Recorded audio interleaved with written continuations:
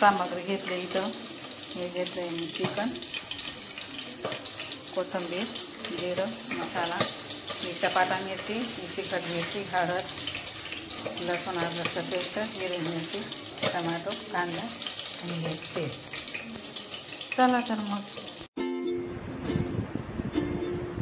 जिरं, कांदा, लसूण, हिरवी मिरची, हे बघा चिकन टाकते. आता चिकन मस्त स्वच्छपैकी धुवून टाकलेलं आहे. हळद, मीठ, हे तांदूळ 5 मिनटं भिजत घातले होते मी. आता यांना चांगले स्वच्छ धुवून टाकते.